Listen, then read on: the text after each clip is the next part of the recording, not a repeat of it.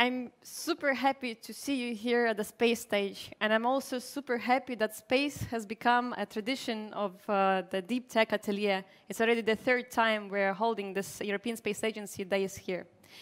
My aim right now is to make the case very quickly that space is a big deal in today's world, and that Latvia is also quite a deal for the international space sector. So let's start with the graph. Look at this one. We like it very much because it's a way to depict the space economy. It's 2021. The economy has grown exponentially, but let's look at this. If I say space, usually people would think of astronauts and telescopes. Yes, it is space, but here we're talking only about a super small segment of space. You could see there a very small one, space travel and exploration. No, the actual space is about data, IT solutions, engineering, robotics, manufacturing, 5G, telecommunications, and even space medicine. So it's everything that is happening right here on the Earth, but adapted to space. So today, you can freely perceive space as a new export market, a very cool one, because it gives us clear and new challenges to address in space: radiation, super extreme temperatures, no gravity, no air, and also quite generous funding globally. You could see also in the graph in the middle, these are all investors, and the interest towards space is growing. International cooperation for innovation is the definition of space. Here, you can see Latvia from space through the super-duper cameras of the European Union satellites called Sentinels. They're part of the Copernicus program. That's a valuable source of data for digitalization. What's important, this data is available to all of us free of charge. But, okay, Latvia is seen from space, but what does Latvia do for space? Actually, a lot. I could name you 40, 50 organizations that are directly linked to space in Latvia. But recently, the Central Statistical Bureau of Latvia identified 90 such companies. I promised to be very quick, so I'm going to jump just through the missions that we like to brag about. The world is going to have a new international space station, this one. It's called the Lunar Gateway. It's going to orbit around the moon. The promise is to launch it by 2030. This is a common project of the European Space Agency, NASA, Canadian Space Agencies, and JAXA, and Latvia was requested to be part of it. The Latvian company Alaterm had something unique for Europe. They work on innovative thermal management systems. And for this station, they are going to create a fuel pump to be able to refuel this station in the future. Also, they were invited to participate with one more aim for the station, so it will be for a cooling system. But remember the previous slide.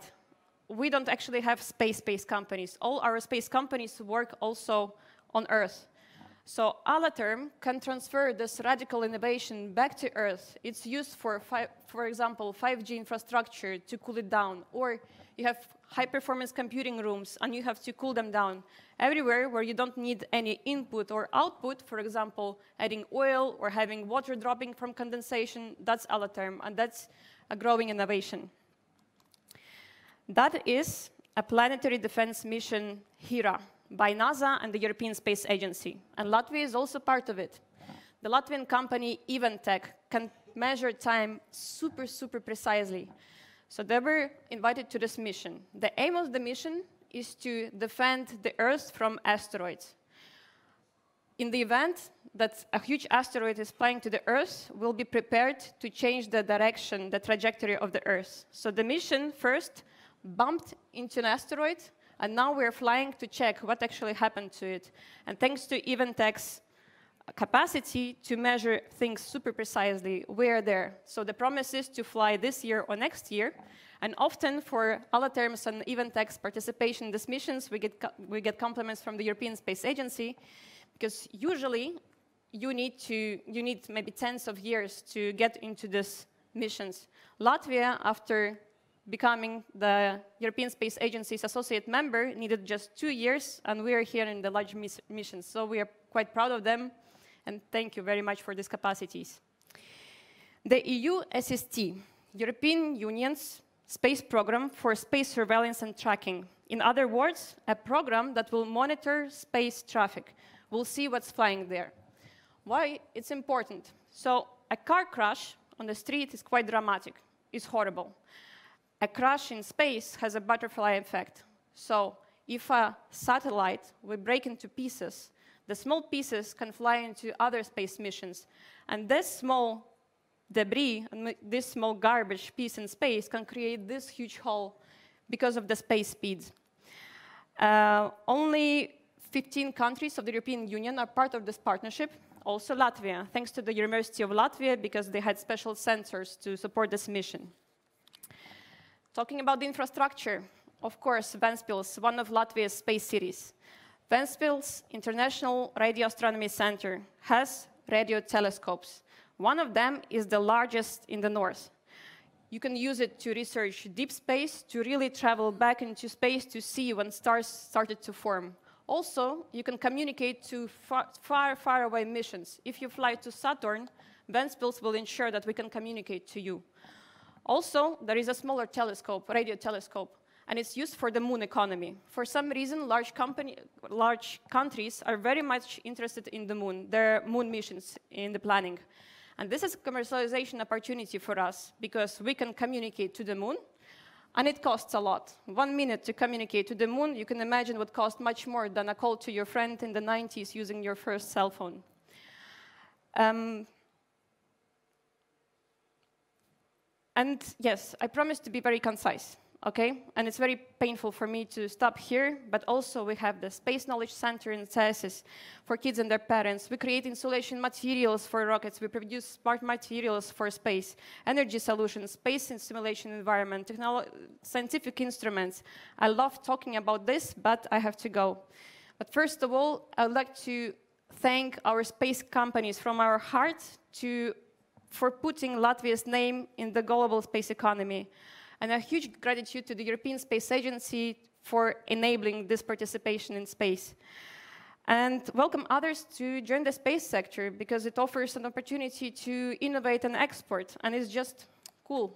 Thank you very much, and enjoy the event. Angelina, I will ask you to remain on the stage, because you saved actually 2 minutes. So I can thanks for highlighting really like the most, let's say, visible achievements of the companies and institutions operating in the space sector in Latvia. Nevertheless, I remember the time, approximately some 10, 13 years ago, when Latvia started its way towards joining the ESA family. And I remember it was very, very difficult to convince the government it's worth being there, it's worth paying the contributions. Now we are part of the ESA as associate member state. But and you already mentioned the crucial role of ESA in developing this, in helping develop the sector in Latvia. Nevertheless, what do you see from the ministry perspective as the most enabling factor contributing to the development of space-related businesses and activities in Latvia, apart from being in ESA as an associate member state?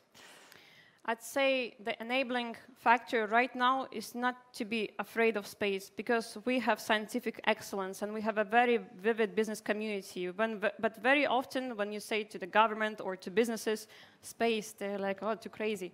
But no, it's a normal industry that's a mainstream right now.